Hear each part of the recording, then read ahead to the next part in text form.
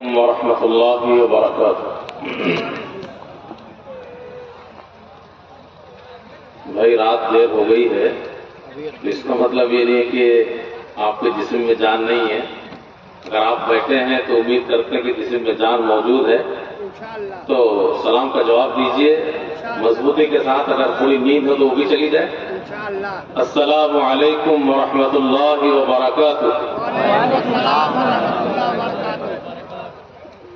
إن الحمد لله نحمده ونستعينه ونستغفره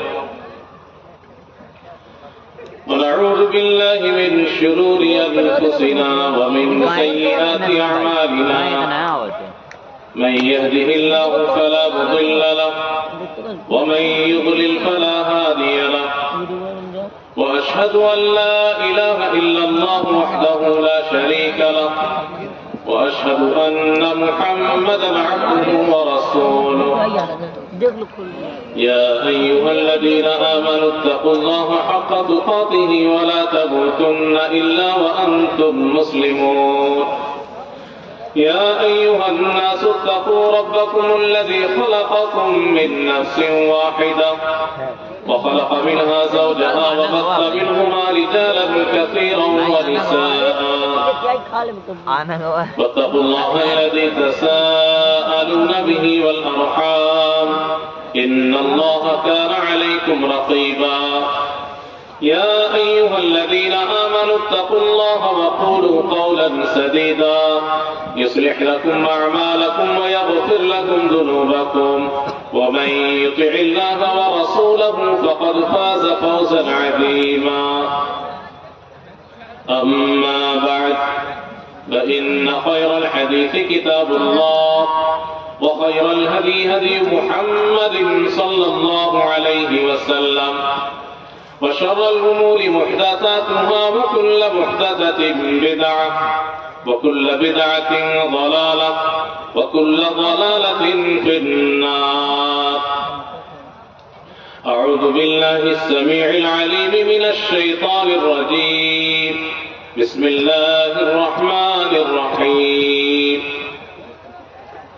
يا أيها النبي قل لأزواجك وبناتك ونساء المؤمنين يدنين عليهن من جلابيبهن ذلك أدنى أن يعرفن فلا يؤذين وقال النبي صلى الله عليه وسلم الدنيا متاع وخير متاع الدنيا المرأة الصالحة۔ بہت ہی محترم ذی وقار صدر اجلاس، علماء کرام، بزرگوں، نوجوان دوستوں، پیارے بچوں اور پردہ نشین اسلامی ماں اور بہنوں، ہر قسم کی حمد و ثنا، تعریف و توصیف، بزرگی و بڑائی اور عبادت و بندگی لائق اور مناسب ہے اللہ رب العالمین کے لیے، جو ہم سب کا خالق ہے، رازق ہے اور رب العالمین ہے۔ اور درود و سلام نازل ہو تمام نبیوں اور رسولوں پر، خاص طور پر آخری رسول جناب محمد صلی اللہ علیہ وسلم پر بے شمار درود و سلام نازل ہو۔ اللہم صلی علیہ وبارک وسلم۔ دشمنان اسلام نے عورتوں کے حقوق کا نعرہ بلند کر کے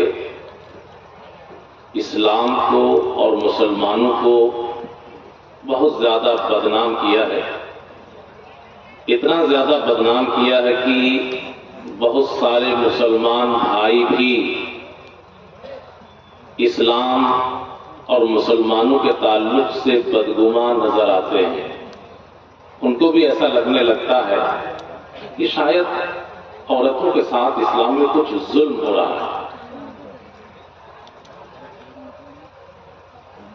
آپ سامعین یہاں پہ بیٹھے ہوئے ہیں اور آج کا میرا خطاب آپ کے سامنے اسی تعلق سے ہے کہ اسلام میں عورت کا مقام اور پردہ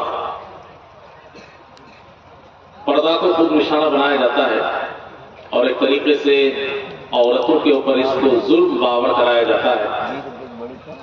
اور اسی طریقے سے اسلام کی مختلف تعلیمات کو اچھال کر کے دنیا کو یہ بتانے کی کوشش کی جاتی ہے کہ عورتوں کے اوپر اسلام ظلم کرتا ہے یا مسلمان عورتوں کو ان کا حق نہیں دیتے.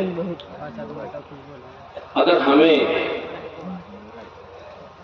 دشمنان اسلام کو صحیح جواب دینا ہے یا خود اپنے دل کو مطمئن کرنا ہے تو ضروری ہے کہ ہم قرآن و حدیث کی تعلیمات کو باریکی سے سمجھیں.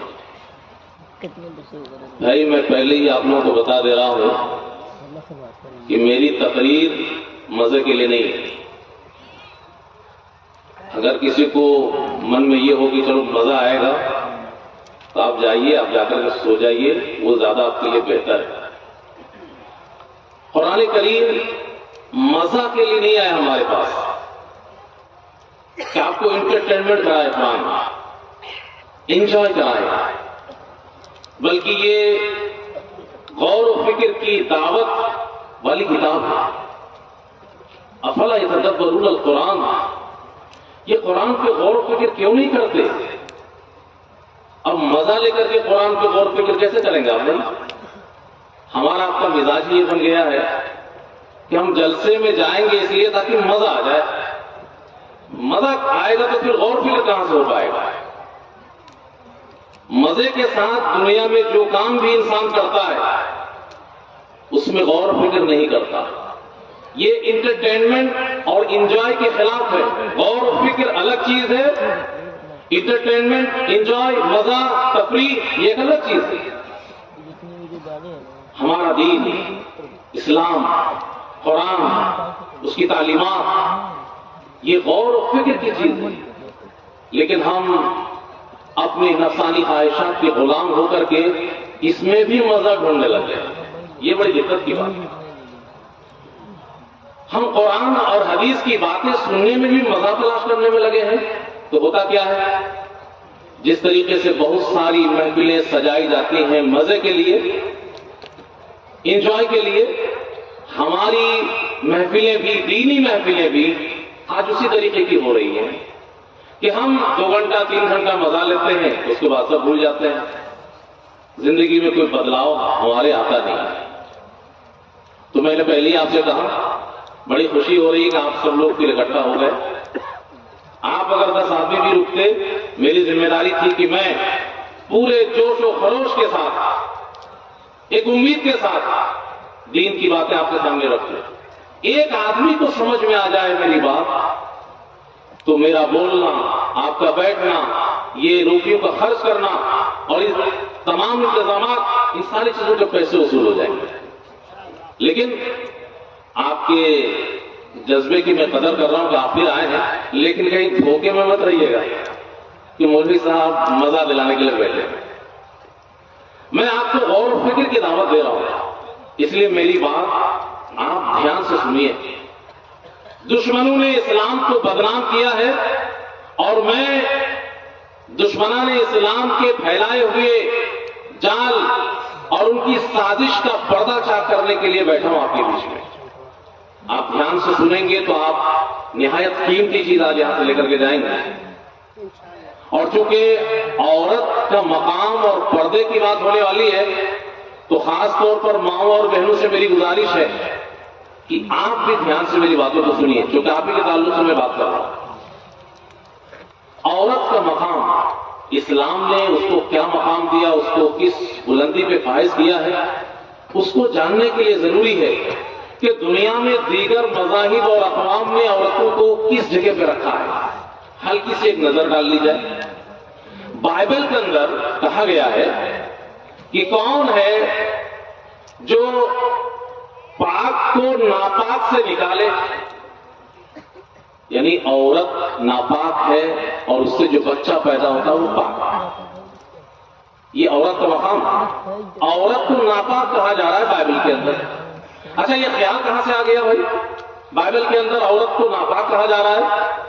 دراصل عیسائیوں کے یہاں یہ تصور ہے کہ حضرت آدم علیہ السلام کو ہوا نے بہکایا.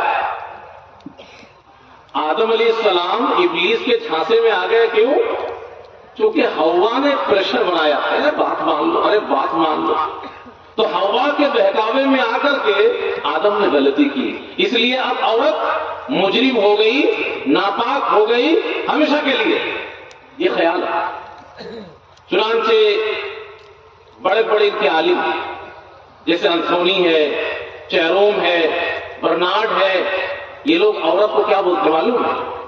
کہتے ہیں کہ عورت شیطان کا پھیلایا ہوا ایک جال ہے. دنیا کی تمام عورتوں کے بارے میں یہ باتیں کہہ رہے ہیں کون؟ ان کے عالم. عورت شیطان کا پھیلایا ہوا جال ہے. یہ عورت ایک بچھو ہے جو ہمیشہ ڈسنے کے لیے تیار ہے. بتائیے یہ عورت کی عزت ہے؟ اسی طریقے سے یہودیت کے اندر آپ دیکھیں گے ان کے علماء کی دعا منقول ہے. وہ کیا کہتے ہیں کہ تو پاک ہے ہمارے رب، کائنات کے بادشاہ، کہ تو نے ہمیں ایک عورت پیدا نہیں کیا. اللہ کی تعریف کر رہے ہیں خوشی میں کہ اللہ تو نے عورت نہیں بنایا، اس لیے تو پاک ہے اور تیری تعریف کر رہا ہوں. اس کا مطلب یہ ہے کہ عورت بنا کر کے اللہ رب العالمین نے ان کو غلط کر دیا ہے. جن کو عورت بنا دیا ان کے ساتھ غلط ہوا. آپ بدھ مت کے اندر آپ دیکھیں، بدھ مت کی تعلیمات میں یہ چیز موجود ہے کہ پرفیکٹ مین بننے کے لیے، مکمل انسان بننے کے لیے عورت سے دوری ضروری ہے. اگر آپ عورت کے ساتھ رہیں گے، اس کے قریب رہیں گے، بیوی اپنائیں گے، آپ پرفیکٹ مین نہیں بن سکتے، مکمل انسان نہیں بن سکتے. چنانچہ دیکھیے گوتم بدھ نے جب نروان کا راستہ اختیار کیا تو ان کی کئی بیویاں تھیں، سب کو چھوڑ دیا انہوں نے. کیونکہ نروان کا راستہ اس وقت تک ممکن نہیں ہے، اس کو پورا کرنا، اس میں کامیاب ہونا جب تک عورتوں کے درمیان رہیں. لہذا عورتوں کو انہوں نے چھوڑ دیا. ہمیں ہندوستان میں رہتے ہیں، ہندو مت کی تعلیم پہ آپ ایک نگاہ ڈالیں، اس کے سلسلے میں آپ کو یہ چیز ملے گی کہ ڈھول، گوار، شود، پشو ناری سکل تاڑنا کے ادھیکاری. یعنی یہ کہا گیا ہے کہ ڈھول جس کو بجاتے ہیں، گوار جاہل قسم کے لوگ، پشو جانور، اور ناری عورت، یہ ساری کی ساری چیزیں ڈنڈے کی محتاج ہیں. ان کو ڈنڈے کی ضرورت ہے، بغیر ڈنڈے کے اس سے کام ہونے والا نہیں ہے. آپ ایرانی سماج کا مطالعہ کریں، روسی سماج کا مطالعہ کریں تو پتہ کیا چلے گا کہ عورت کو وہ لوگ ایک پراپرٹی سمجھتے ہیں، چیز سمجھتے ہیں. اس کو خریدیے، بیچیے، استعمال کیجیے، چلے گا. یہ سوچ ہے ایرانی سماج اور روسی سماج. اور عرب سماج کا مطالعہ کریں گے تو قرآن میں آپ کو پتہ چلے گا کہ عرب میں عورت کو کس نگاہ سے دیکھا جاتا تھا یا اس کو کس جگہ میں رکھا گیا. چنانچہ قرآن کہتا ہے وَإِذَا بُشِّرَ أَحَدُهُم بِالْأُنثَىٰ ظَلَّ وَجْهُهُ مُسْوَدًّا وَهُوَ كَظِيمٌ. جب عرب کے لوگوں کو بیٹی کی بشارت دی جاتی کہ گھر میں بیٹی پیدا ہوئی تو اس کا چہرہ کالا پڑ جاتا اس خبر کو سنتے ہی، اور وہ اندر ہی اندر گھٹنے لگتا. يَتَوَارَىٰ مِنَ الْقَوْمِ مِنْ سُوءِ مَا بُشِّرَ بِهِ. اس کو جو بیٹی کی خبر ملی ہے اس پہ اتنا شاد گزری ہے یہ خبر کہ وہ لوگوں سے چھپا چھپا پھرتا ہے. من سوء ما بشر بہ، کہ کتنی خراب اور منحوس خبر مجھے ملی ہے، لوگوں کا سامنا کیسے کروں گا یہ سوچ. اور من ہی من میں سوچتا ہے کہ ایمسکہ علی ہون ام یدسہ فی التراب، کہ ذلت و رسوائی برداشت کر کے اس بیٹی کو میں پالوں پوسوں یا پھر مٹی میں گاڑ دوں زندہ. ام یدسہ فی التراب، زندہ ہی بیٹی کو مٹی میں گاڑ دوں، یہ من ہی من میں سوچ رہا ہے. بلکہ صرف سوچا ہی نہیں، بعض عرب کے لوگوں نے اس کو عملی جامہ پہنا دیا اور اپنی بچیوں کو زندہ زمین میں گاڑ دیا. قرآن نے اس کا اعلان کرتے ہوئے کہا وَإِذَا الْمَوْءُودَةُ سُئِلَتْ، زندہ گاڑی ہوئی بچیوں سے پوچھا جائے گا بِأَيِّ ذَنبٍ قُتِلَتْ، تمہیں کس گناہ کی وجہ سے مار ڈالا گیا. تو یہ عورت کا معاملہ عرب سماج کے اندر. آگے آپ دیکھیں ماں کا رشتہ ایک مقدس رشتہ ہے کہ نہیں بھائی؟ محترم مقدس پاکیزہ رشتہ ہے نا ماں کا. دنیا میں اس سے بھی زیادہ کوئی پاکیزہ رشتہ ہو سکتا ہے؟ لیکن عرب کے اندر سوتیلی ماں کی کیا حیثیت تھی کہ بیٹا سوتیلی ماں سے نکاح کر لیتا تھا، شادی کر لیتا تھا، اس کے ساتھ رات گزارتا تھا. اسلام نے عورت کو اس ذلت کی کھائی سے نکالا اور عزت اور عظمت کی بلندی پہ فائز کرتے ہوئے کہا وَلَا تَنْكِحُوا مَا نَكَحَ آبَاؤُكُم مِّنَ النِّسَاءِ کہ لوگوں یہ چیز بہت بری ہے. تمہارے باپ کے ساتھ جس نے زندگی بسر کی ہے، تمہارے باپ کے ساتھ زندگی گزارنے والی عورت جو تمہاری ماں ہے، ایک پاکیزہ رشتہ ہے تمہارا اس کے ساتھ، تم اس کے ساتھ نکاح کیسے کر سکتے ہو؟ نہیں. جن سے تمہارے باپوں نے نکاح کر لیا اس سے تم نکاح نہیں کرو. اسی طریقے سے عورتوں کے مہینے میں خاص دن ہوا کرتے ہیں. عرب کے اندر عورتوں کے ساتھ بڑا خراب سلوک کیا جاتا ہے خاص دنوں میں، ایام حیض میں، پیریڈز کے دنوں میں. کیا کرتے تھے بھائی؟ عورت کا بستر، عورت کا لباس، عورت کا برتن، عورت کا کھانا، عورت کا پانی، ساری چیزیں الگ، ایک الگ کمرے میں اس کو لے جا کے ڈھکے دیتے تھے. جب تک وہ پاک نہ ہو جائے تو سمجھو وہ اچھوت ہے. یہ عورت کی عزت ہے کہ عورت کی توہین ہے بھائی، کہ قدرتی طور پر، فطری طور پہ عورت کا کیا قصور ہے کہ ان کے لیے مہینے میں کچھ دن خاص ہیں؟ عورت کا کیا قصور ہے کہ اس کی وجہ سے عورت کے ساتھ ایسا سلوک اچھوت کر دیا جائے؟ تو اللہ رب العالمین نے عورت کو اس رسوائی سے بھی نکالا اور کہا یسألونک عن المحیض، یہ لوگ حیض کے بارے میں پوچھتے ہیں کہ حیض کیا چیز ہے اور عورت کے ساتھ کیا ہونا چاہیے سلوک. قل هو اذى، اے نبی کہہ دیجئے یہ گندگی ہے.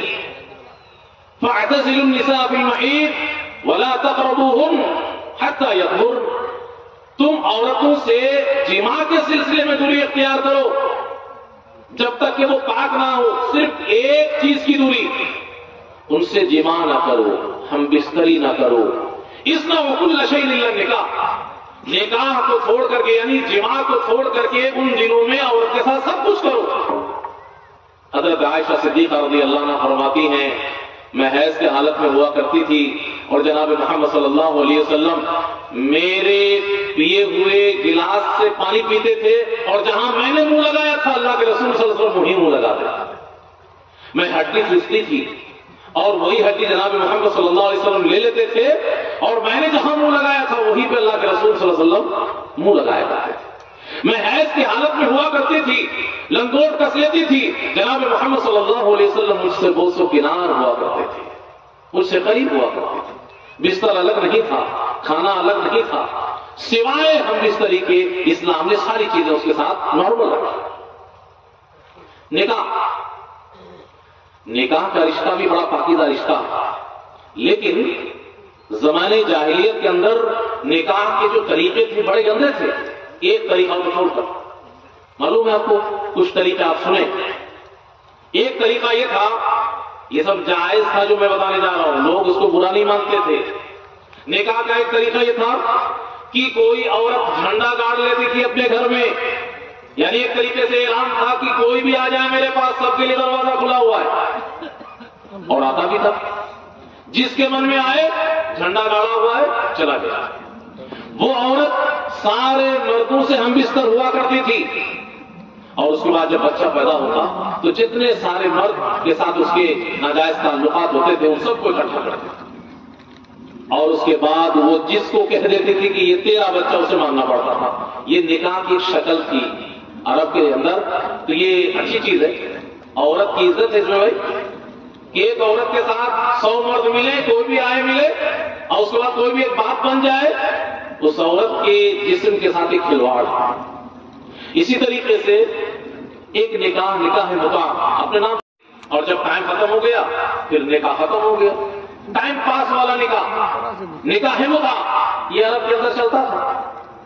اسی طریقے سے ایک اور نکاح ہے شغار. میں نے تمہاری بہن سے شادی کر لی، تم بھی میری بہن سے شادی کر لو، مہر نہیں. میں بھی اپنی بیوی کو مہر نہیں دوں گا اور تم بھی میری بہن کو مہر مت دینا. ادلی بدلی والا نکاح. اور مہر نہیں، مہر سے عورت کی عزت اور عظمت بلند ہوتی ہے، اور مہر ہی سے اسے محروم کر دیا جائے تو عورت کھلونا ہو گئی نا بھائی. اسلام نے کیا کہا ہے کہ تم اس کے شرمگاہ کو حلال کر رہے ہو، بدلے میں مہر دو. مہر کے بدلے میں شرمگاہ کو حلال کر رہے ہو، وہ کوئی کھلونا نہیں ہے. اور اس میں کھلونا بنا دیا گیا تھا عورتوں کو کہ بغیر مہر کے ادلا بدلی کر لو، میری بہن سے تم نکاح کر لو، تمہاری بہن سے میں نکاح کر لوں. ایک اور بہت خراب شکل ہے. انسان کے دل میں خیال ہوتا تھا کہ میرا بچہ بڑا خوبصورت پیدا ہو، بڑا ذہین پیدا ہو، آگے چل کر کے بڑا آدمی بنے، تو میں تو ایک معمولی انسان ہوں، چھوٹا موٹا آدمی، میری کوئی پہچان نہیں ہے، تو ایسا کرتا ہوں اپنی بیوی کو بڑا خوبصورت آدمی کے گھر بھیج دیتا ہوں رات گزارنے کے لیے، قوم کے سردار کے پاس بھیج دیتا ہوں، فلاں خاندان کے رئیس کے پاس بھیج دیتا ہوں. اور اس میں کوئی برائی نہیں تھی. اپنی بیوی کو اپنی رضامندی سے کسی دوسرے مرد کے پاس بھیج دیا کرتے تھے وہ، اور اس سے جب ہمیں ٹھہرتا تھا تو اس بچے کو اپنا لیتا تھا. بتائیے اس میں عورت کی عزت ہے؟ اسلام نے کیا کیا؟ ان سب کے اوپر بریک لگا دی. کیوں؟ یہ سب عورت کی توہین ہے، عورت کی عزت نہیں. اس میں اسلام نے ایک مقدس رشتہ مقدس شکل میں بحال کیا کہ لڑکی کے ذمہ دار سرپرست ولی کو بول کر کے پھر لڑکی کی رضامندی سے مہر کے بدلے میں ایجاب و قبول کے ساتھ نکاح کرو، اور زندگی بھر کے لیے جو آج ہمارے درمیان موجود ہے. تو اس نکاح میں اسلام نے عورت کو عزت بخشی. اچھا، نکاح کرنے کی کوئی لمیٹیشن نہیں تھی. اب 4 پہ تو دلیلیں اٹھ رہی ہیں کہ اسلام نے 4 نکاح کی اجازت دے رکھی ہے، لیکن جس زمانے میں اسلام نازل ہوا اور اسلام کو نافذ کیا اللہ نے، اس وقت کے حالات کیا تھے معلوم ہے آپ کو؟ 4 کی بھی لمٹ نہیں تھی بھائی، جتنی چاہو اتنی کر لو ایک ساتھ. اسلام نے کیا کہا؟ 4 بیویاں زیادہ سے زیادہ ایک ساتھ رکھ سکتے، اس سے زیادہ نہیں. مقرر کر دی، حد بندی کر دی. لیکن عرب سماج کے اندر لمیٹیشن نہیں تھی، جتنی چاہو اتنی عورتوں سے نکاح کر لو. اسلام نے حد بندی کرتے ہوئے کہا کہ یہ بھی عورتوں کے ساتھ مذاق. فانكحوا ما طاب لكم من النساء مثنى وثلاث ورباع. آپ 2 2 3 3 4 4 بس ایک ساتھ 4 سے زیادہ بیوی نہیں رکھ سکتے. اور اس میں بھی اسلام نے عدل و انصاف کی شرط لاگو کر دی کہ یہ نہیں کہ ایک سے زیادہ بیوی رکھو تو کسی کے ساتھ خوب اچھی طرح زندگی گزارو اور کسی کو کنارے ڈھکیل دو. نہیں، انصاف کرو. اگر انصاف نہ کر سکو تو ایک سے زیادہ کی بھی گنجائش ہے. جی، اس بات کو بھی ہم یاد رکھتے ہیں. بہت سارے لوگ ایک سے زیادہ نکاح کی بات تو کرتے ہیں لیکن عدل و انصاف کی شرط کو بھول جاتے ہیں. ان کو ایسا لگتا ہے کہ اسلام نے یوں ہی آزادی دی ہے. نہیں، فَإِن لَّمْ تَعْدِلُوا فَوَاحِدَةً. اگر آپ عدل و انصاف نہیں کر سکتے تو صرف ایک بیوی ہی آپ کو رکھنے کی اجازت شریعت نے دی ہے. یہ اسلام کی تعلیم ہے. تو اسلام نے عورت کو عزت بخشی ہے. یہ آپ کو عرب سماج کی تصویر ہم دکھا رہے تھے کہ عرب کے اندر کس طریقے سے عورتوں کے ساتھ سلوک روا رکھا گیا تھا اور اسلام نے کس طریقے سے اس کو حد بندی میں لا کر کے کھڑا کیا. اس میں عورت کو عزت ملی کہ عورت کی توہین ہوئی؟ بھائی آپ لوگوں کو کیا سمجھ میں آیا؟ اسلام نے جو باتیں بتائی ہیں اس تعلق سے کہ عرب میں ایسا ہوتا تھا ایسا ہوتا تھا اور اسلام نے منع کر دیا، تو اسلام نے عورت کو عزت بخشی کی، عورتوں کے ساتھ ظلم کیا؟ آپ لوگوں کو سمجھ میں آیا؟ عورتوں کو عزت ملی کہ عورتوں کے ساتھ ظلم ہوا؟ عزت بخشی، عزت ملی. بھائی آگے اب عزت دیکھیے عورت کی.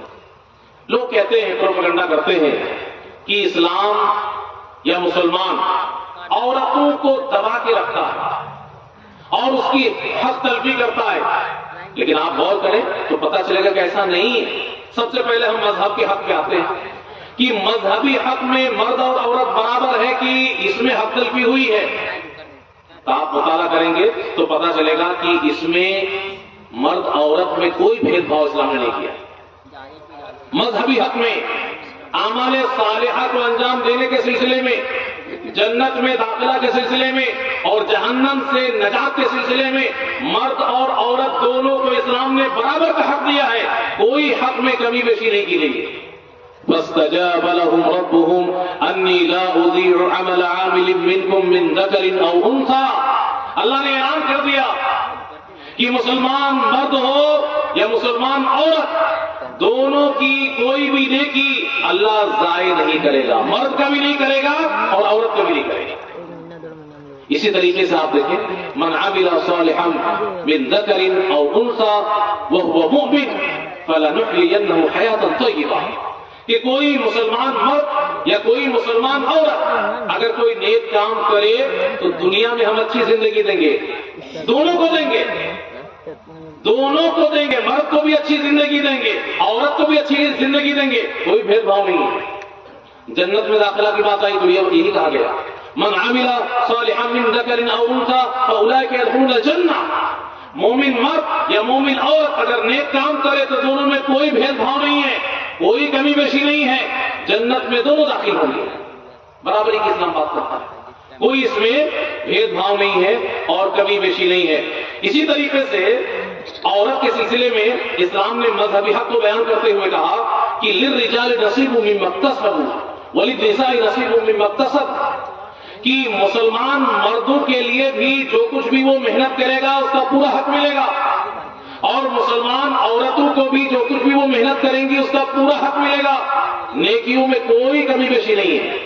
بلکہ عورتوں کے دل میں ایک بات آئی صحابہ کرام رضوان اللہ علیہم اجمعین کے زمانے میں کہ جہاں دیکھو قرآن میں اللہ رب العالمین نے مردوں کا ذکر کیا ہے، یا ایھا الذین آمنوا یا مومنون، اس طریقے کے الفاظ قرآن میں اللہ نے استعمال کیا تو ہر جگہ مرد کا ذکر ہے۔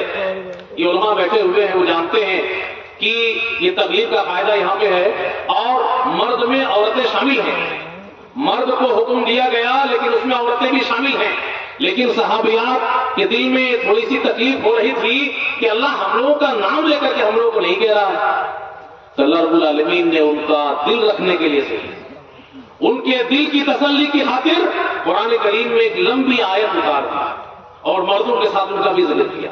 کیسے بات؟ ان المسلمین والمسلمات، مسلمان مرد اور مسلمان عورتیں، والمؤمنین والمؤمنات، مومن مرد اور مومن عورتیں، والقانتین والقانتات، عبادت گزار مرد اور عبادت گزار عورتیں، والصادقین والصادقات، سچ بولنے والے مرد اور سچ بولنے والی عورتیں، والصابرین والصابرات، صبر کرنے والی عورت اور صبر کرنے والے مرد اور صبر کرنے والی عورتیں، والخاشعین والخاشعات، اللہ سے ڈرنے والے مرد اور اللہ سے ڈرنے والی عورتیں، والمتصدقین والمتصدقات، صدقہ کرنے والے مرد اور صدقہ کرنے والی عورتیں، والصائمین والصائمات، روزہ رکھنے والے مرد اور روزہ رکھنے والی عورتیں، والحافظین والحافظات، حفاظت کرنے یاد کرنے والی مرد اور یاد کرنے والی عورتیں، والذاکرین اللہ کثیرا والذاکرات، اللہ کو یاد کرنے والے مرد اور اللہ کو یاد کرنے والی عورتیں۔ ان سب کا ایک دوسرے کے ساتھ اللہ رب العالمین نے تذکرہ کیا اور آخر میں کیا کہا؟ یہی بات مذہبی حق کی بات آ رہی، اعد اللہ لهم مغفرہ واجرا عظیما، مرد ہوں یا عورت، یہ جتنے صفات دونوں کے گنائے گئے ہیں ان سب کے لیے جن کے اندر یہ صفات ہوں گی، مرد کے اندر ہوں عورت کے اندر ہوں، اعد اللہ لهم مغفرہ، ان سب کے لیے اللہ رب العالمین نے بخشش کا وعدہ کیا ہے، واجرا عظیما، اور ان کے لیے اجر عظیم کا اللہ نے وعدہ کیا اور ان کے لیے مغفرت اور اجر عظیم کو تیار کیا۔ تو اسلام نے مذہبی حق عورت کو پورا کا پورا دیا ہے۔ آگے آئیے ذرا سا، قانونی حق کہ سارا قانون اسلام کا صرف عورتوں کے لیے ہے کہ مرد کے لیے بھی؟ قانون میں بھی دونوں برابر۔ صرف دو مثال آپ کے سامنے رکھتا ہوں، الزانیۃ والزانی فجلدوا کل واحد منہما 100 جلدہ، زنا کرنے والی عورت ہو یا زنا کرنے والا مرد ہو، دونوں کو 100 کوڑے لگاؤ، کوئی بھید بھاؤ نہیں کہ مرد کو کم کوڑے لگاؤ عورت کو زیادہ لگاؤ، برابر سزا ہے۔ والسارق والسارقۃ فاقطعوا ایدیہما، چوری کرنے والا مرد ہو چوری کرنے والی عورت ہو، دونوں کا ہاتھ کاٹ ڈالو، کوئی کمی بیشی نہیں ہے۔ قانون میں آپ آئیں گے تو دونوں کو برابر کا حق آپ کو دکھائی دے گا کہ دونوں کو برابر کا۔ اچھا سیاسی حق، سیاست کے سلسلے میں ایک حد بندی تو ہے، لیکن رائے اور مشورہ دینے کا حق اسلام نے اس میں بھی مرد عورت دونوں کو ایک یکساں دیکھا اور پابندی نہیں لگائی کہ کوئی اچھا مشورہ ہو تو صرف مرد ہی دے گا، سیاست کے معاملے میں عورت رائے اور مشورہ بھی نہیں دے سکتی، ایسا نہیں ہے۔ ہاں عورت حکمراں نہیں بن سکتی، آگے اس کی بات آئے گی، عورت حکمراں نہیں بن سکتی، یہ دائرہ الگ ہے، لیکن مشورہ دینا، سیاست میں حصہ لینا مشورے کے اعتبار سے دونوں برابر ہیں۔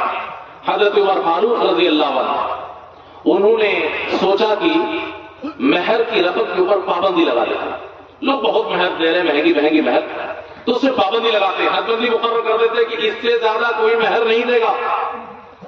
ایک بوڑھی خاتون آتی ہیں اور کہتی ہیں کہ اللہ قرآن میں کہتا ہے وَآتَيْتُمْ إِحْدَاهُنَّ قِنْطَارًا کہ تم عورتوں کو احد پہاڑ کے برابر سونا دے دو، احد پہاڑ کے برابر سونا دے دو مہر میں۔ اللہ نے احد پہاڑ کے برابر سونے کی بات قرآن میں کہی ہے، یہ عمر کون ہوتا ہے اس میں پابندی لگانے والا؟ ایک بوڑھی خاتون اعتراض کر رہی ہے، حضرت عمر فاروق رضی اللہ عنہ کی آنکھ کھل جاتی ہے اور کہتے ہیں کہ مجھے تعجب ہے کہ ایک بوڑھی خاتون کو وہ بات سمجھ میں آ گئی جو عمر کو سمجھ میں نہیں آیا، اور جرأت نہیں کرتے کہ حد بندی نافذ کرے، اس سلسلے میں کوئی لمیٹیشن مقرر کرے، نہیں، جتنی مہر دے سکتا ہے دو، جتنے بھی مہنگی مہر کو دینا چاہے دے سکتا ہے، وہ آتے تم إحداهن قنطارا ماننا۔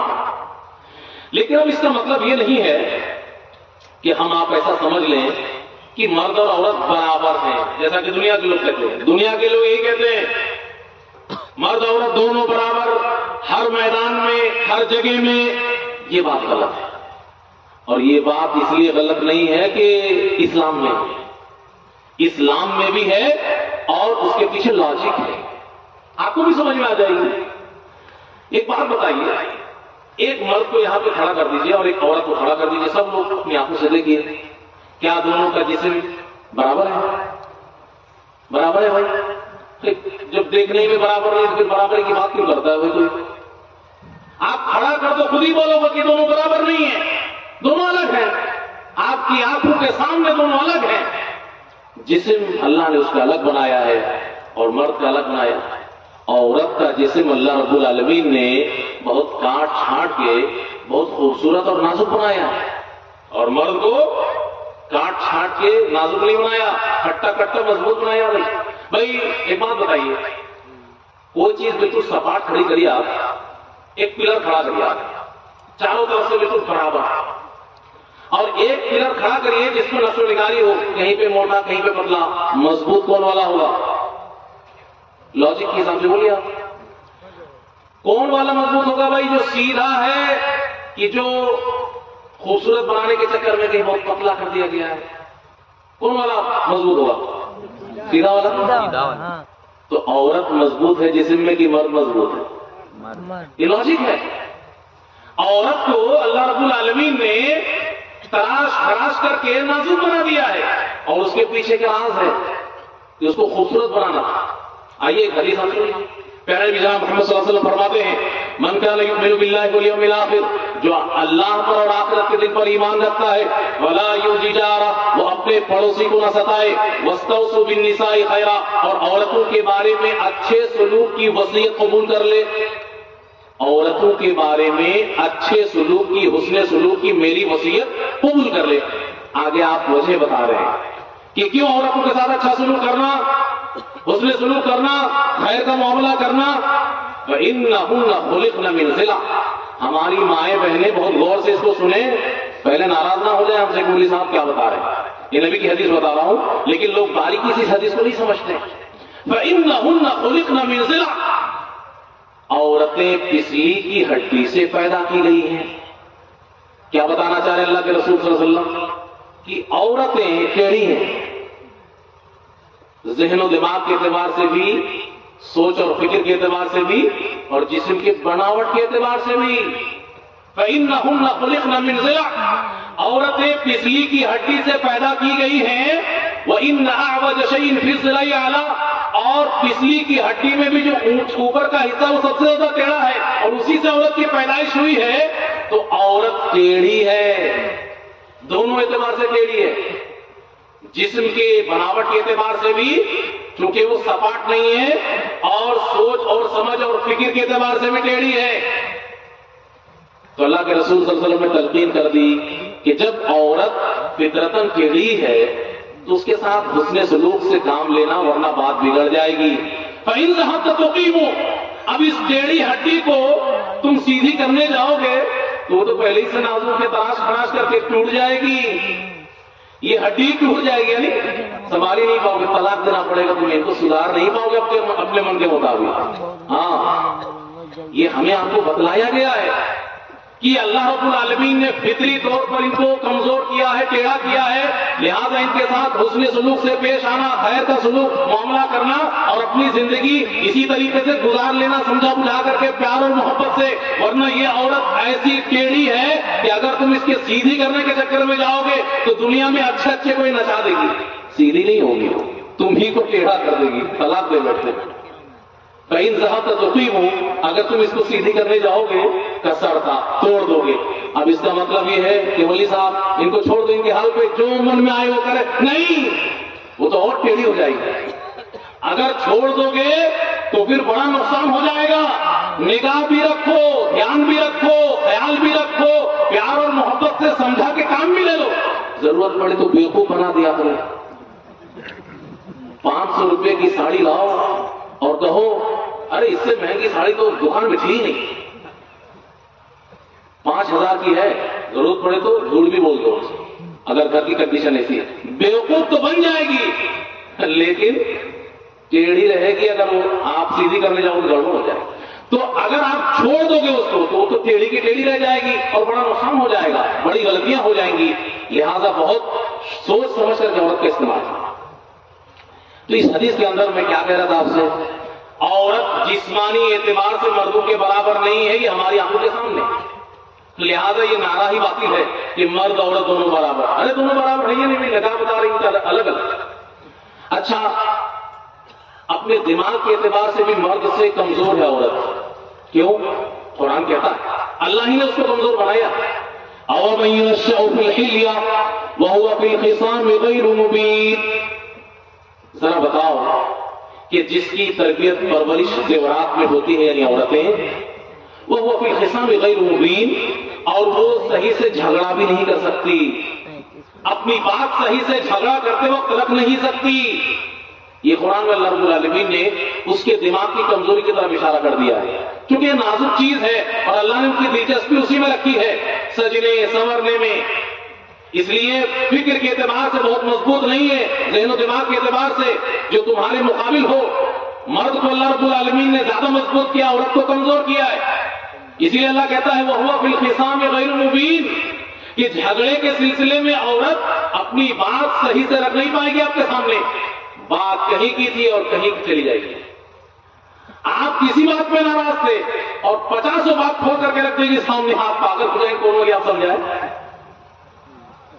اور جو لوگ بھی شادی شدہ ہیں، میں بھی شادی شدہ ہوں، میرے پاس بھی ایک بیوی ہے، تو وہ سمجھ سکتے ہیں اس چیز کو، اس لیے اب عقل مند آدمی کیا کرے گا، جھگڑے کی طرف تو کبھی مت جاؤ، عقل مند آدمی کبھی بھی عورت کے ساتھ جھگڑے کی طرف نہیں جائے گا، اس لیے کہ اللہ نے اعلان کر دیا ہے وَهُوَ فِي الْخِصَامِ غَيْرُ مُبِينٍ، اگر جھگڑا کرنے میں جاؤ گے گھنٹوں کے گھنٹوں بیت جائیں گے اور معاملہ سلجھے گا نہیں، الجھتا چلا جائے گا، یہ اللہ نے اعلان کر دیا۔ اچھا، ایک دلیل تو یہ ہوئی، ایک اور دلیل بڑی مضبوط دلیل ہے کہ اگر کبھی لین دین کرو کسی سے، قرض لین دین کرو، تو آیت دیں جو قرآن کی سب سے لمبی آیت ہے، اس میں اللہ رب العالمین نے کہا کہ فَاسْتَشْهِدُوا شَهِيدَيْنِ مِن رِجَالِكُمْ، جب کبھی بھی قرض کا لین دین کرو تو 2 آدمی کو گواہ بنا لو، اپنے معاشرے میں 2 آدمی کو گواہ بنانا، یہ بھی بہت بڑی بھول ہو رہی ہے ہمارے معاشرے میں، لوگ دوستوں کے ساتھ لین دین کرتے تو سمجھتے کہ رشتہ خراب ہو جائے گا اگر کسی کو گواہ بنا لے، ارے بھائی گواہ نہیں بناؤ گے کبھی رشتہ خراب ہوگا، کل کو جا کر کے بات بگڑ جائے۔ تو اسلام نے کہا فَاسْتَشْهِدُوا شَهِيدَيْنِ مِن رِجَالِكُمْ، 2 آدمی کو گواہ بنا لو، لیکن اگر مان لیجئے کہ 2 آدمی نہ ملے، فَإِن لَّمْ يَكُونَا رَجُلَيْنِ، दो आदमी ना मिले, औरतें मौजूद हैं लेकिन दो आदमी, एक ही आदमी मिल रहा है, तब क्या करेंगे? इस्लाम ने तो पहली बात है कि ये हक ही नहीं दिया है कि सिर्फ औरतों को गवाह बनाओ, कि दो आदमी की जगह में 5-10 औरतों को गवाह बना लो, ये ऑप्शन ही नहीं है, एक आदमी तो होना जरूरी है।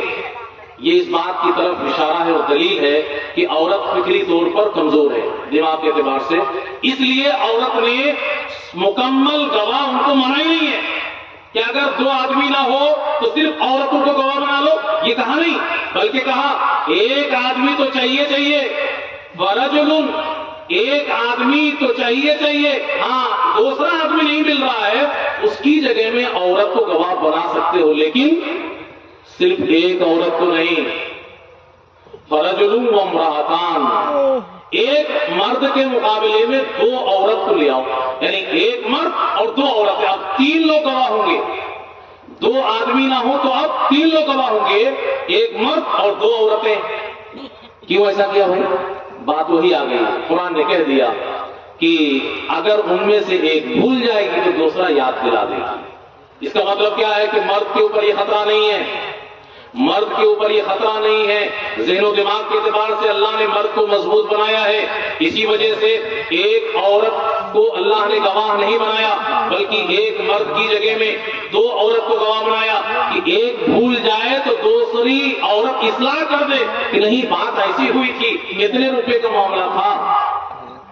तो जिस्मानी एतबार से और फिक्री एतबार से औरत बराबर नहीं है, और ये लॉजिक के एतबार से और ये ऐन फितरत के मुताबिक है, क्योंकि हम आप इसका तजुर्बा करके भी देख सकते हैं।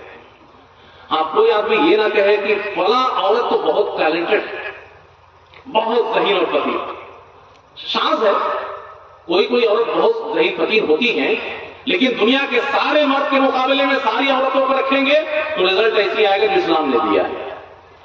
अच्छा, आगे दायरा कार के एतबार से दोनों को इस्लाम ने अलग अलग बांट दिया है मैदान, इसमें दोनों बराबर नहीं है, और इसके पीछे भी शरीयत का क्या मकसूद है, वो भी औरत की इज्जत मकसूद है, उसको मकाम और मर्तबा बुलंद करना उनका मकसूद है, ना कि उसके साथ जुल्म करना मकसूद है। इस्लाम ने क्या कहा? फैदा कुदियतिस्सलाह फंतशिरू फिल अर्ज़, मर्दों तुम्हारा दायरा कार बाहर है, जमीन में फैल जाओ, तुम घर के अंदर बैठे मत रहना। हम लोग भी तो कहते हैं भाई, कोई अगर मर्द घर ही में बैठा रहता है तो कहते हैं चूड़ी पहन के बैठा, इसका मतलब घर में बैठना ये औरतों का काम। हम लोग कहते हैं हमारे माहौल और मुआशरे में, लेकिन कबूल नहीं करते। हम लोग कहें तो ठीक और अल्लाह कहता है तो सही नहीं है। यही सही है कि मर्दों के जिम्मे अल्लाह रब्बुल आलमीन ने बाहर का पूरा मैदान रखा, फंतशिरू फिल अर्ज़। बताइए, इबादत का वक्त है, इबादत आपने कर लिया, उसके बाद भी आप मस्जिद में टिके मत रहिए, आपके ऊपर जिम्मेदारियां हैं, आपको जिम्मेदारी को निभाना पड़ेगा, इसलिए आपको जमीन में फैलना पड़ेगा। फंतशिरू फिल अर्ज़ वब्तगू मिन फज़लिल्लाह, ये मर्द का दायरा कार है, बाहर निकलो और इंतजाम करो, माल दौलत अल्लाह का रिज़्क़ तलाश करो। और औरत को अल्लाह ने क्या कहा? वक़र्न फ़ी बुयूतिकुन, औरतें तुम लोग अपनी घरों के अंदर ठहरी रहो, घर से बाहर मत निकलो। औरतों को घरों में ठहरने के लिए कहा है, वक़र्न फ़ी बुयूतिकुन। अब एक नुक्ते की तरफ हम लोग दिमाग लगा लेते हैं कि भाई अभी हम आएंगे उसमें कि औरतों को इस्लाम ने घर में रहने के लिए क्यों कहा है, उसके पीछे औरत की इज्जत है कि औरत की तौहीन है। अभी असल जो बात कहनी है वो ये, इस दुनिया में हमारी और आपके आने का मकसद क्या है भाई? हम दुनिया में आए हैं, इसके पीछे मकसद क्या है? अल्लाह की इबादत कर रहे हैं, काहे के लिए कर रहे हैं? टारगेट क्या है? क्या चाहिए हम लोगों को? मालूम है आपको? इस दुनिया की जिंदगी में नमाज पढ़ के, रोजा रख के, तमाम इबादत करके हमें क्या चाहिए? इसको नहीं मालूम? जन्नत, माशाअल्लाह आप लोगों को मालूम है। मर्द को सिर्फ चाहिए कि औरत को भी चाहिए? दोनों को चाहिए। चलिए भाई, अब मर्द को अल्लाह रब्बुल आलमीन ने कहा कि जमीन में फैल जाओ, घूमो फिरो, सब कुछ करो तुम, और औरतों से कह दिया कि तुम घरों में रहो। औरत घर में रह करके जन्नत जा सकती है कि नहीं? सवाल। औरत सिर्फ घर ही में रहे, घर से ना निकले बिल्कुल, तो इस दुनिया की जिंदगी का जो मकसद है उसमें वो कामयाब हो पाएगी कि नहीं हो पाएगी? जन्नत हासिल कर पाएगी कि नहीं कर पाएगी? ڈاؤٹ ہے آپ لوگوں کو؟ ارے ڈاؤٹ ہونا ہی نہیں چاہیے بھائی. جب اللہ نے گھر میں رہنے کے لیے کہتے پھر ڈاؤٹ ختم ہو جانا چاہیے. مسلمان ہے اور اللہ نے اس کو کھلے لفظوں میں ختم کر کے بتا دیا. اذا صلت المرأة خمسها، جب عورت 5 وقت کی نماز پڑھ لے. تو 5 وقت کی نماز پڑھنے کے لیے باہر آنا ضروری ہے عورت کے لیے؟ باہر آ سکتی ہے. ان کے دل کے جذبے کا احترام کرتے ہوئے اللہ نے انہیں حق دیا ہے کہ انہیں مت روکو اگر وہ مسجد آنا چاہتی ہیں، لیکن گھر ہی میں ان کی نماز افضل ہے. اور گھر کے سب سے جو اندر کا کونا ہے اس میں نماز سب سے زیادہ افضل ہے عورت کی. تو نماز پڑھ لے. پہلی بات اذا صلت المرأة خمسها، جب عورت 5 وقت کی نماز پڑھ لے. وصامت شہرها، اور 1 مہینہ رمضان مبارک کا روزہ رکھ لے. روزہ رکھنے کے لیے گھر سے باہر نکلنا پڑے گا؟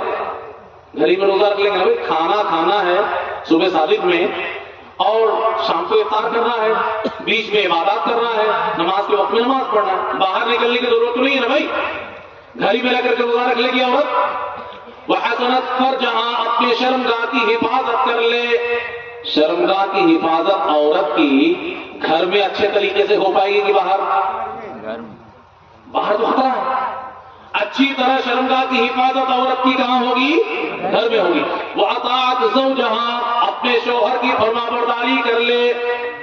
اب شوہر تاجدار وہ گھر میں اپنی بیوی کو حکم دیں گے کام دھام کرنے کے لیے، جو بھی ان کی باتیں ہوں گی، ضرورتیں ہوں گی، کہ وہ باہر میدان میں کھیت میں کہیں کام کر رہے ہیں وہاں بولیں گے، وہ اپنے گھر ہی میں بولیں گے. وہیں پہ ان کو اپنے شوہر کی اطاعت کرنی ہے.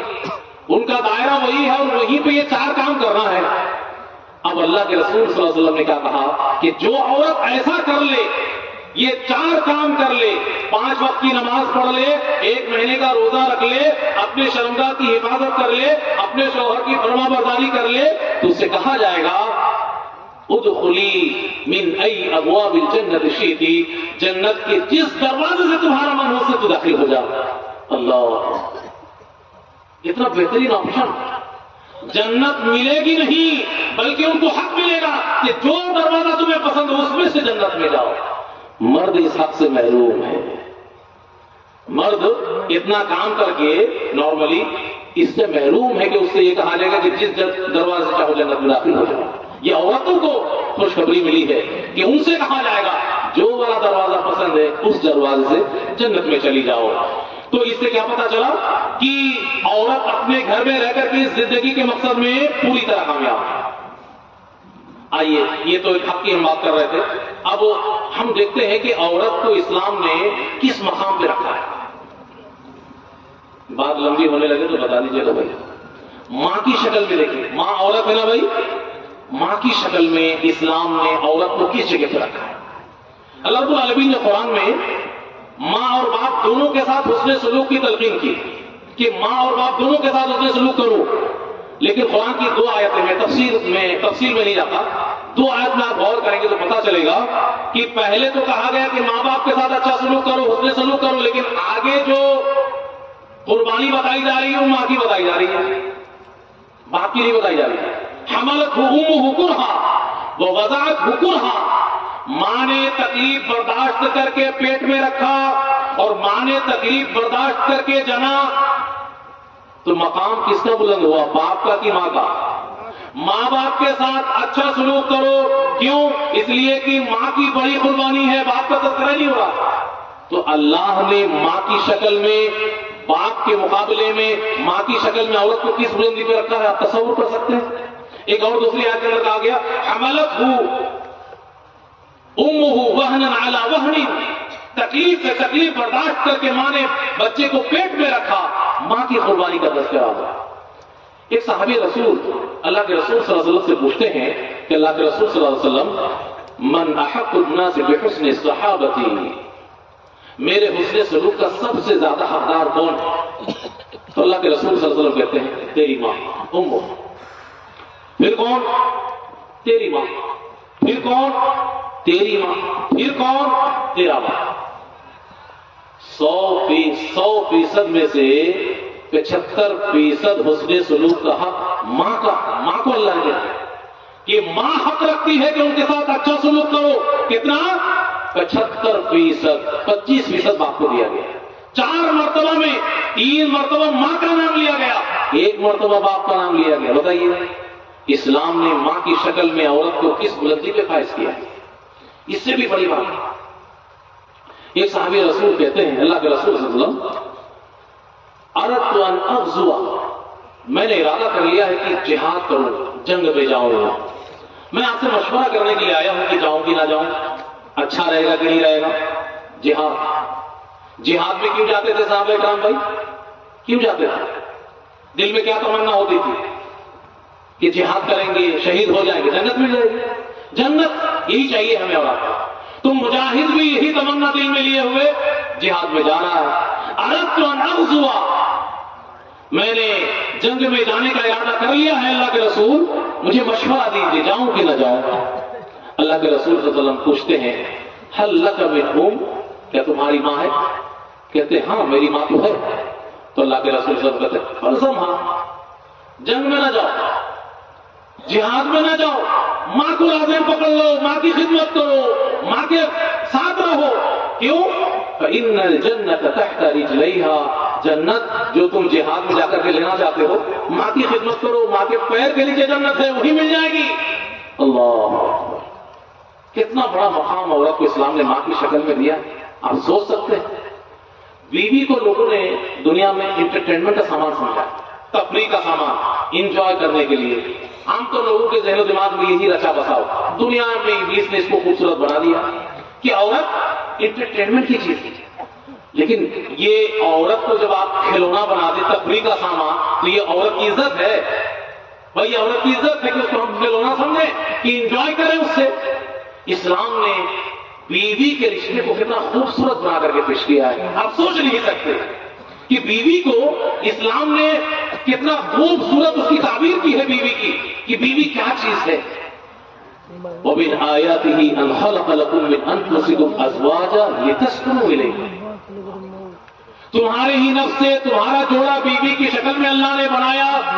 बीवी क्या चीज है? सुकून की चीज है, सुकून। लितस्कुनू इलैहा, बीवी से तुमको सुकून मिले। हमारी माएं बहनें बहुत ध्यान से इस बात को सुने और गौर करें कि बीवी सुकून की चीज है। आपको अपने शौहर के लिए सुकून की चीज बनना चाहिए। ये नहीं कि आपको देखते ही बीपी हाई हो जाए, ऐसा नहीं होना चाहिए। अल्लाह के नबी सल्लल्लाहु अलैहि वसल्लम से पूछा गया, मैं अपनी तरफ से कुछ नहीं बोल रहा हूं, अय्युन निसाई खैर, अल्लाह के रसूल सल्लल्लाहु अलैहि वसल्लम कौन सी बीवी अच्छी है? तो अल्लाह के रसूल सल्लल्लाहु अलैहि वसल्लम ने क्या जवाब दिया? अल्लती तसुर्रुहु इज़ा नज़रा इलैहा, वो बीवी सबसे अच्छी बीवी है कि शौहर उसको देखे तो दुनिया का सारा गम भूल जाए, उसको खुशी मैसर हो। लेकिन अगर आप ऐसा करती हैं कि शौहर परेशान, थका मारा, परेशान बाहर से आया है और घर पे आके कदम रखा है और आपने कहानी सुनाना शुरू कर दिया मुंह फुला करके, आपकी अम्मा ने तो आज मेरे साथ ऐसा किया, आपकी बहन ने तो वो नाटक किया, आपके अब्बू की तो फरमाइश ही रहती है, और देवर जी साहब फलाने साहब अरे जहन्नम बना दिया। अब एक गिलास ना पानी पूछ रहे हो, ना खबर खैरियत पूछ रहे हो, ना पूछ रहे हो कि आप किस हाल में हैं, क्या किन चीजों का सामना किया है। वो बेचारा बाहर भी परेशान, अंदर आके और परेशान, खाना पानी छोड़ करके बाहर घूम रहा, जाके होटल में खा रहा है। तो ऐसी बीवी न बनिए, ये बेहतरीन बीवी नहीं है। ये अल्लाह के रसूल सल्लल्लाहु अलैहि वसल्लम के कहने के मुताबिक ये बेहतरीन बीवी नहीं है।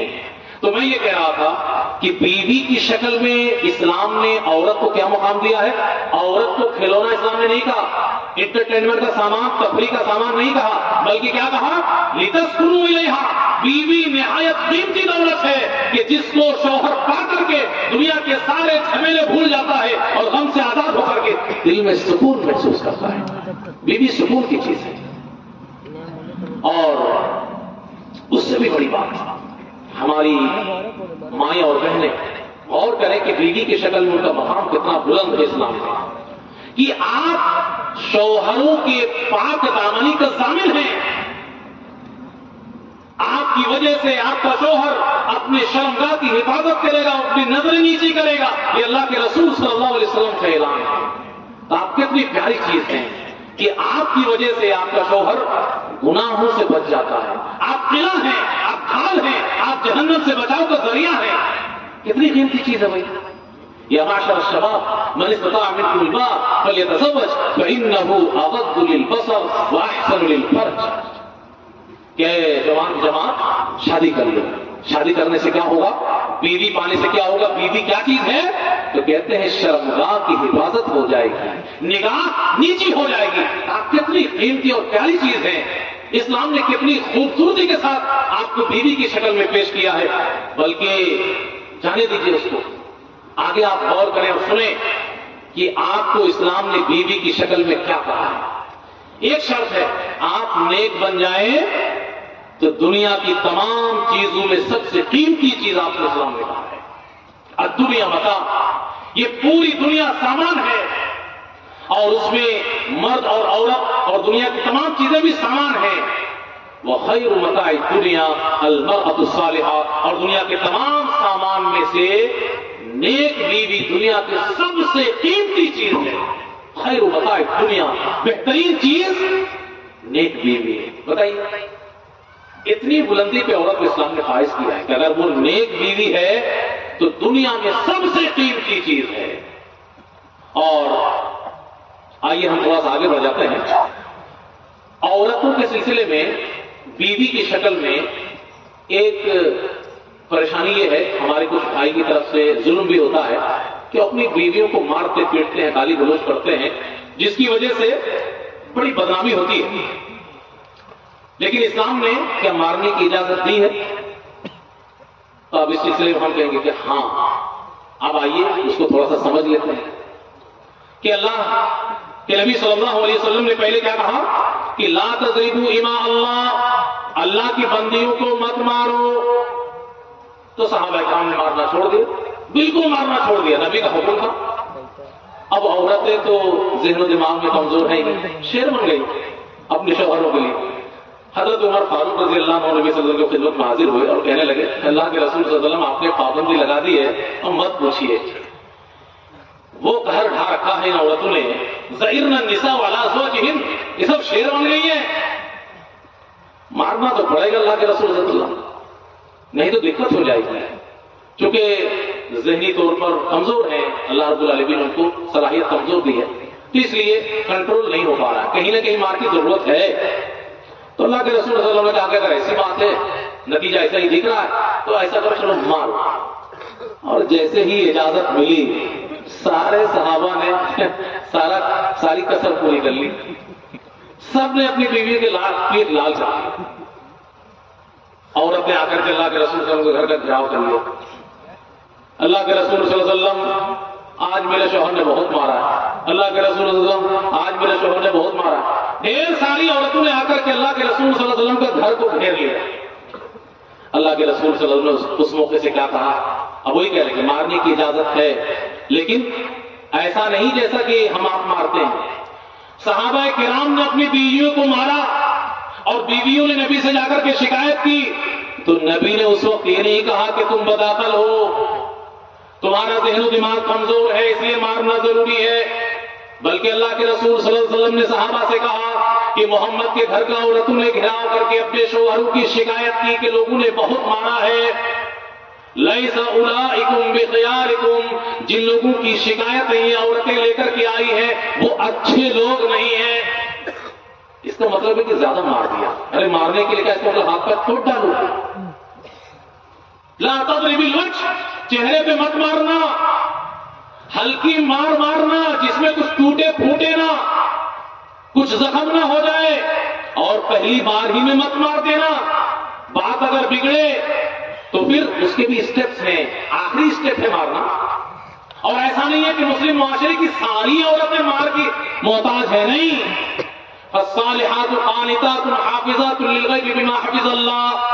اللہ رب العالمین نے پہلے کیا کہا کہ عام طور پر مسلم معاشرے کی عورتیں سب نیک ہیں, عبادت گزار ہیں, حفاظت کرنے والیاں ہیں.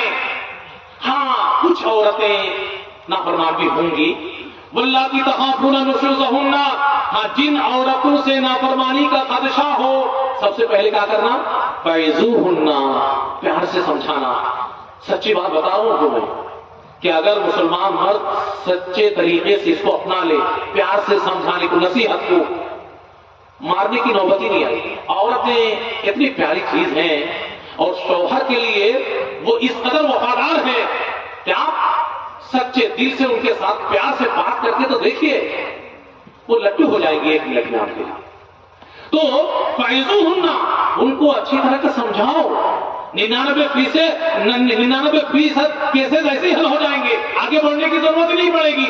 پیار سے، محبت سے موم بنا لو اس کو بھائی۔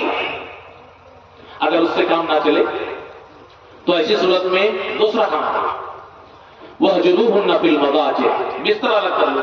بھائی جتنے لوگوں نے مارا ہے، ہماری بہنوں سے بھی ہم بول رہے ہیں، ان کے شوہروں نے اگر کسی نے مارا ہے، کیا کبھی بستر الگ کیا؟ اور آپ لوگوں سے بھی بول رہے ہیں، بستر الگ کیے کبھی کہ تمہارے ساتھ ہم نہیں سوئیں گے بھائی، تم الگ بستر پہ میں الگ، بھائی وہ رہ نہیں پائے گی آپ کے بغیر۔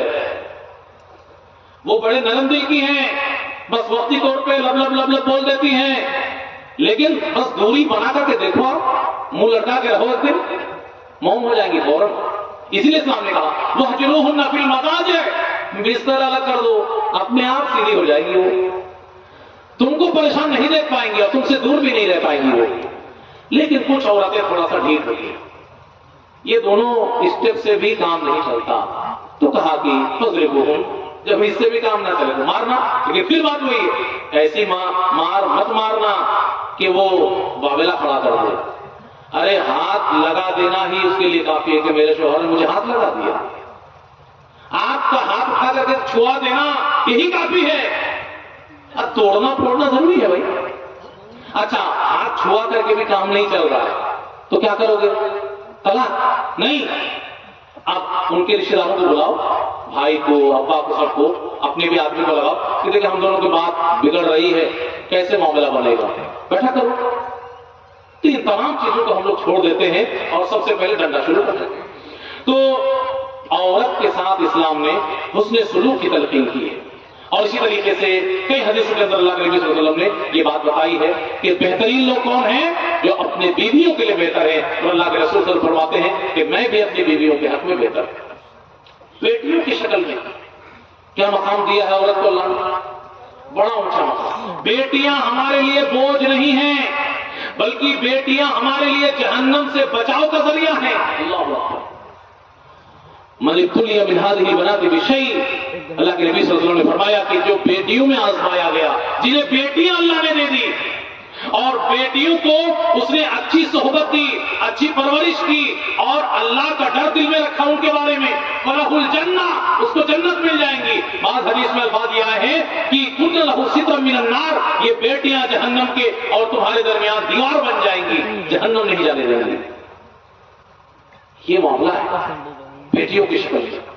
اچھا عام عورت اسلام کی نگاہ میں، لوگ یہ نہ کہیں کہ اسلام میں صرف رشتوں کی شکل میں عورت کو مقام ملا، نہیں، ایک عام عورت، پاک دامن عورت اسلام کی نگاہ میں اس کی عزت و عفت کی کیا اہمیت ہے، اس کا مقام کتنا اونچا ہے کہ اگر کوئی شخص پاک دامن عام عورت کے اوپر تہمت لگا دے، والذین یرمون المحصنات، جو پاک دامن عام مومنہ عورت پر الزام لگا دے، تہمت لگا دے، تو ایسے لوگوں کے لیے کیا کہا گیا؟ فَاجْلِدُوهُمْ 80 جلدہ۔ ایک عام عورت اسلام کی نگاہ میں اس کی عزت اتنی بلندی پہ ہے کہ اس کے اوپر انگلی اٹھانے والے کو 80 کوڑے کھانے پڑیں گے۔ وَلَا تَقْبَلُوا لَهُ شَهَادَةً أَبَدًا، اور اس کی گواہی قبول نہیں کی جائے گی۔ یہ کہا گیا۔ اب آئیے ہم آخری حصے میں تھوڑی بات کر لیتے ہیں۔ پردے کے سلسلے میں لوگوں کو ایسا لگتا ہے، ہماری ماؤں بہنوں کو بھی لگ سکتا ہے کہ عورت کے اوپر بڑا ظلم کیا اسلام نے، لیکن ایسا نہیں ہے میرے بھائی۔ یہ پردہ بھی در حقیقت اس کے مقام کی بلندی کی دلیل ہے۔ پردہ جو اسلام نے لاگو کیا ہے وہ عورت کے اوپر ظلم نہیں، بلکہ عورت کا مقام اور مرتبہ اس سے بلند ہو گیا ہے۔ کیوں؟ آئیے سب سے پہلے ہم اس کے پیچھے کے راز کو آپ کے سامنے کھول دیں۔ حضرت آدم علیہ السلام اور حوا علیہ السلام کو اللہ نے جنت میں جب ٹھہرایا تھا تو کیا کہا تھا؟ ابلیس سے ہوشیار رہنا، اور کیا کہا تھا کہ اس درخت کے قریب مت جانا، لیکن ابلیس نے کیا کیا؟ فوسوس لہما الشیطان، لیبدی لہما ما بوری عنہما من سوآتہما. شیطان نے دونوں کے دل میں وسوسہ ڈالا اور کیا کہا کہ اس درخت کو چب لوگے تو یہ ہو جائے گا، وہ ہو جائے گا، فلاں فلاں، تمہارا میں خیر خواہ ہوں، قسم کھانے لگا. لیکن اس کے پیچھے مقصد کیا تھا ابلیس کا معلوم ہے؟ یہ نقطہ آج اپنے دماغ میں آپ بٹھا لیجئے، ہماری مائیں بہنیں اس کو ایک دم محفوظ کر لیں. ابلیس نے سب سے پہلا حملہ انسانوں کے اوپر کیا تھا. اس حملے کے پیچھے کی وجہ کیا تھی؟ لیبدی لہما ما بوری عنہما من سوآتہما. جو شرمگاہ تمہارا پردے میں ہے اس کو کھولنا چاہ رہا تھا. پیچھے راز کیا تھا ابلیس کا؟ یہ کہ شرمگاہ کھول دے. ابلیس کا تو کام یہ ہے کہ سارے انسانوں کو بہکا کر کے اپنے جال میں پھنسا کر کے جہنم میں ساتھ میں لے جائے. اس نے تو وعدہ کر لیا اللہ سے، بلکہ اس نے یہاں تک کہہ دیا کہ لَأَقْعُدَنَّ لَهُمْ صِرَاطَكَ الْمُسْتَقِيمَ، میں صراط مستقیم پہ بیٹھ جاؤں گا اور ان سب کو کھینچ لوں گا. اس لیے بہت چوکنا رہنے کی ضرورت ہے. اسلام کے نام پہ کبھی آپ دھوکہ مت کھائیے گا. قال رسول اللہ کوئی کہہ دے تو دھوکہ مت کھا لیجیے گا. عربی عبارت پڑھ کر کے کہہ دے کہ عربی میں ہے تو دھوکہ مت کھا لائیے گا. ضعیف اور موضوع روایت اور تمام چیزیں لوگ بیان کرتے چلے جاتے ہیں، دھوکہ مت کھائیے گا. یہ صراط مستقیم پہ بیٹھ کر کے ابلیس نے حملہ کرنے کی بات کہی تھی، اور یہ ابلیس کا جو کام ہے وہ دین کے نام پہ آپ کو دھوکہ دے گا، دین بول کر کے آپ کو جال میں پھنسائے گا. تو اس نے کہا تھا کہ میں چوطرفہ ایسا حملہ کروں گا کہ میرے حملے سے یہ تتر بتر ہو جائے، کوئی بچ نہیں پائے گا. چند کو چھوڑ کر کے سب میری جھولی میں آ گریں گے. اللہ رب العالمین نے کہا کہ سب کو جہنم میں ڈالوں گا. تو ابلیس نے سب سے پہلا ٹارگٹ کیا کیا؟ یہ نہیں کہا تھا کہ بھائی شرک کرو، قتل کرو، چوری کرو، فلاں کرو، کچھ نہیں. سب سے پہلا اس کا حملہ یہ تھا کہ کسی طریقے سے ان کے شرمگاہ کھل جائیں. لیبدی لہما ما بوری عنہما من سوآتہما. شرمگاہ کے اوپر جو پردہ پڑا ہے وہ ہٹ جائے اور دونوں کے سامنے شرمگاہ کھل جائے. چنانچہ فلما ذاق الشجرہ، آدم اور حوا نے جیسے درخت کو چکھا، بدت لہما سوآتہما، گناہ ہوتے ہی جنت کا لباس ان کا اتر گیا اور دونوں بے لباس ہو گئے. وطفقا یخصفان علیہما من ورق الجنہ، اور جنت کے درخت کے پتیوں سے اپنے شرمگاہوں کو دونوں ڈھانپنے لگے. اس سے ایک چیز اور سمجھ میں آتی ہے کہ فطری طور پر انسان باحیا اور باشرم ہے. فطری طور پر انسان باشرم اور باحیا ہے، لیکن ماحول اور معاشرے میں جب وہ حیا اور شرم کے لباس کو اتار پھینک دیتا ہے پھر وہ کچھ بھی کر لیتا ہے. نبی کریم صلی اللہ علیہ وسلم کی حدیث کی روشنی میں اذا لم تستحی فاصنع ما شئت، کہ جب شرم کرنا چھوڑ دو، حیا کرنا چھوڑ دو، پھر جو من میں آئے وہ کرو. ابلیس نے اسی کو پکڑا تھا کہ ان کو پہلے بے حیا کرو، پہلے بے شرم کرو، پھر سے سب کچھ کروا لو. تو سب سے پہلا حملہ یہی تھا ابلیس کا کہ ان کو بے حیا کرو. تو دیکھیے عورت کو اللہ رب العالمین نے بہت کاٹ چھانٹ کے نازک اور خوبصورت بنایا. اچھا خوبصورت کیوں بنایا ہے؟ اس کے پیچھے بھی ایک وجہ ہے. چونکہ دنیا میں انسانی نسل کو چلانا ہے، دنیا میں انسانی نسل کو چلانا ہے، اور اس کے لیے ضروری تھا کہ عورت کو خوبصورت بنایا جائے تاکہ مرد اس کی ذمہ داری قبول کر اس کی طرف کھینچے. اس لیے اللہ رب العالمین نے عورت کو خوبصورت بنایا. اور اب پردہ کی ضرورت کیوں ہے؟ اس لیے کہ عورت خوبصورت چیز ہے، مرد اس کو دیکھے گا تو اس کی طرف لپکے گا. یہ فطری چیز ہے. جو لوگ کہتے ہیں کہ اپنی نگاہ ٹھیک کرو، وہ سب جھوٹے ہیں اور مکار ہیں. ان کے دل سے پوچھو کہ تمہارے دل میں کیا چل رہا ہے، پھر پتا چلے گا کہ تمہاری نگاہ کتنی پاک صاف ہے. یہ جھوٹی بات ہے. ہم سب مرد ہیں، ہم جانتے ہیں، ہم ایمان والے، اللہ سے ڈرنے والے، اللہ پر ایمان رکھنے والے، آخرت کے دن پر ایمان رکھنے والے، جنت و جہنم پر یقین رکھنے والے. لیکن ہم بھی جب خوبصورت بے پردہ لڑکیوں اور عورتوں کو دیکھتے ہیں تو ہماری اور آپ کی نگاہ بھی مجبور ہو جاتی ہے اور دل میں کچھ ہونے لگتا ہے. تو ان لوگوں کے دل میں کچھ نہیں ہوتا ہے، ہوگا، ہو ہی نہیں سکتا. وہ جھوٹ بول رہے ہیں، وہ جھوٹ بول رہی ہے، ہو ہی نہیں سکتا ہے. پیارے رسول جناب محمد صلی اللہ علیہ وسلم کا فرمان ہے المرأۃ عورہ، عورت پردے کی چیز ہے، چھپانے کی چیز ہے، کیونکہ نہایت ہی خوبصورت چیز ہے اور دنیا کی سب سے قیمتی چیز ہے. اذا خرجت، اگر کسی ضرورت کی خاطر ہی گھر سے باہر نکلے گی، جیسے ہی باہر نکلے گی استشرفها الشیطان، تو شیطان تاک جھانک کروانا شروع کر دیتا ہے. لڑکوں کی نگاہ اس کے اوپر پڑنے لگتی ہے. تو یہ عورت کی عزت ایسی چیز ہے کہ وہ خطرے میں. عورت کی عزت کیا ہے بھائی؟ خطرے میں.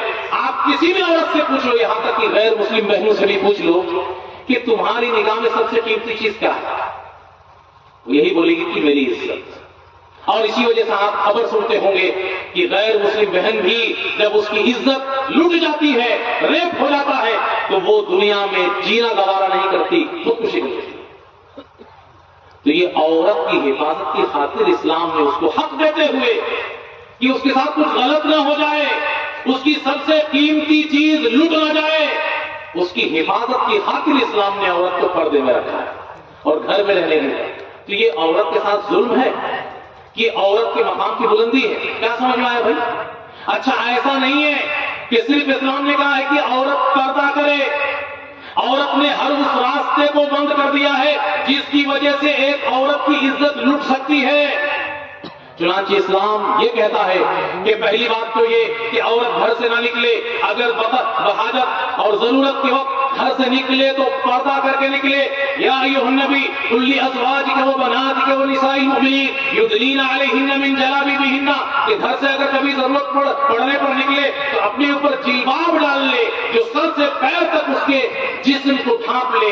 ذالک ادنیٰ ان یعرفن فلا یؤذین, اس کے پیچھے کی وجہ یہ ہے کہ وہ سیف ہو جائیں گی, وہ محفوظ ہو جائیں گی, لوگوں کو سمجھ میں آ جائے گا کہ یہ ایسی ویسی عورت نہیں ہے کہ جس کو ہم پھنسا لیں گے, بلکہ وہ ڈرے گا ہاتھ ڈالنے سے اور شریف سمجھ کر کے فلا یؤذین, کوئی نقصان نہیں پہنچائے گا, وہ بچی رہے گی. اسی طریقے سے اگر کبھی بات کرنے کی ضرورت پڑ جائے اجنبی مرد سے, اسلام نے کیا کہا؟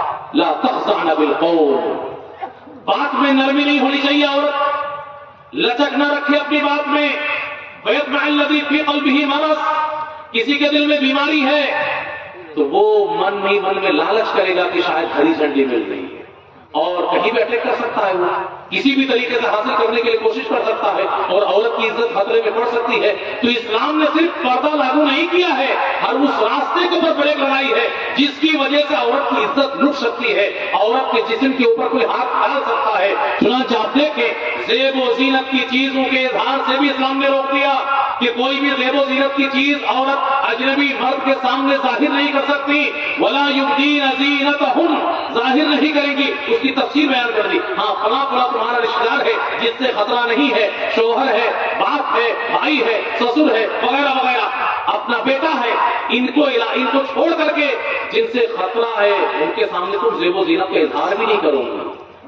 یہاں تک کہا گیا کہ اگر تم باہر نکلو اور تم نے پیر پہ زیورات پہن رکھے ہیں, ولا یضربن بارجلہن لیعلم ما یخفین من زینتہن, زور سے پیر زمین پہ مت رکھنا ورنہ تمہارے پاجاب کے چھنکار سے کسی کا دل مچل سکتا ہے اور وہ تمہارے لیے خطرہ بن سکتا ہے, تمہاری عزت پہ وہ ہاتھ ڈال سکتا ہے اور تمہاری قیمتی چیز خطرے میں پڑ سکتی ہے.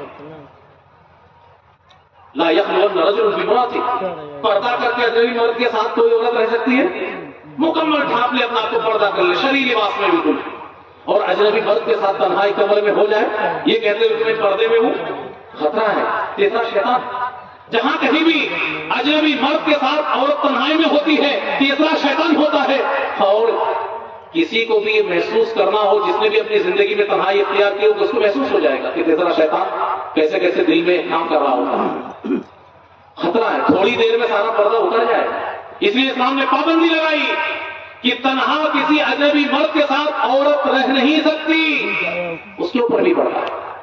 لیکن افسوس کی بات ہے کہ ہماری ماؤں اور بہنوں نے آج جو برقع پہننا شروع کر دیا ہے وہ برقع خود پرکشش اور جاذبیت سے بھرپور, اس برقعے کو بھی ڈھانکنے کی ضرورت ہے. اسلام نے اس لیے پردہ رکھا ہے کہ نارمل کوئی ایسا کپڑا پہن لو کہ تمہاری طرف کوئی کھینچے نا, اور آپ برقع اور اوپر کے سامان کو اتنا سجا کر کے آپ پہن رہی ہیں کہ مجبور ہو جائے. اسلام نے عطر لگانے کے لیے منع کر دیا عورت کو کہ عطر لگا کر کے باہر نہیں جائے گی. کیوں بھائی؟ عطر میں بھی کشش ہوتی ہے. کوئی بھی عورت اگر عطر لگا کر کے جائے کہ لوگ اس عطر سے محظوظ ہوں تو اسے زانیہ کہا گیا کہ وہ دعوت گناہ دے رہی ہے. کوئی بھی اس کے اوپر حملہ کر سکتا ہے, اس عطر کی خوشبو میں وہ اس کی طرف کھینچ سکتا ہے. تو اسلام نے صرف پردے کو لاگو نہیں کیا ہے, اور بھی بہت ساری چیزیں لاگو کیا ہے. کیوں؟ اسی لیے تاکہ عورت محفوظ رہے. تو عورت کو اسلام نے محفوظ کیا یا عورت کے اوپر ظلم ہے؟ یا اس کو ایک بلند مقام پہ اسلام نے فائز کر دیا؟ عورت کی سب سے قیمتی چیز کی حفاظت کا سامان اسلام نے مہیا کیا اور لوگ کہتے ہیں کہ عورت کے اوپر ظلم ہو. بتائیے کہاں کی بات کہاں پہ لے جا کر کے اس کو دنیا کے سامنے بیان کیا جائے. بیان پردہ کے سلسلے میں بھی آپ خیال رکھیں کہ پردہ کا جو لباس ہے وہ تنگ نہیں ہونا چاہیے، باریک نہیں ہونا چاہیے، جھلکنے والا لباس نہیں ہونا چاہیے. اور اسی طریقے سے مرد کا کپڑا آپ استعمال نہ کریں. تمام قسم کے پردے کے لباس کے اوپر بھی اسلام نے حکم نافذ کیا ہے کہ ان تمام چیزوں کا خیال رکھنا ضروری ہے. تو عورت کو اسلام نے جو مقام اور مرتبہ دے دیا ہے نہ دنیا میں آج تک کسی نے دیا اور نہ قیامت تک دے سکتا ہے. اس کو عورت کو اس مقام پہ رکھنے کے لیے اسلام قبول کرنا پڑے گا. تو یہ عورت کی سیفٹی ہے اسلام میں، عورت کی حفاظت ہے، اس کی عزت اور عصمت کی حفاظت ہے. اللہ رب العالمین سے دعا کریں کہ اللہ رب العالمین تمام مسلمان بھائی اور بہنوں کو سب سے پہلے اسلام نے عورت کو جو مقام دیا ہے دلائل کی روشنی میں باریکی کو سمجھ کر کے اس کو سمجھنے پھر قبول کرنے کی توفیق عطا فرمائے. پردے کی شکل میں اسلام نے عورت کو کتنا سیف کر دیا ہے اور عورت کو کتنا بلند مقام دیا ہے، اس نقطے کو بھی ذہن میں ہمیشہ زندہ رکھنے کی توفیق عطا فرمائے. اسلام کی تعلیمات پر ہمیں سنجیدگی کے ساتھ اللہ رب العالمین عمل کرنے کی توفیق عطا فرمائے. اللہ رب العالمین ہم سب کے بیٹھنے کو قبول فرما لے اور ہم سب کے ٹوٹے پھوٹے اعمال کو قبول فرما لے. جنت الفردوس میں ہم سب کو جگہ عنایت فرمائے. وآخر دعوانا الحمد للہ رب العالمین. السلام علیکم و رحمۃ اللہ وبرکاتہ.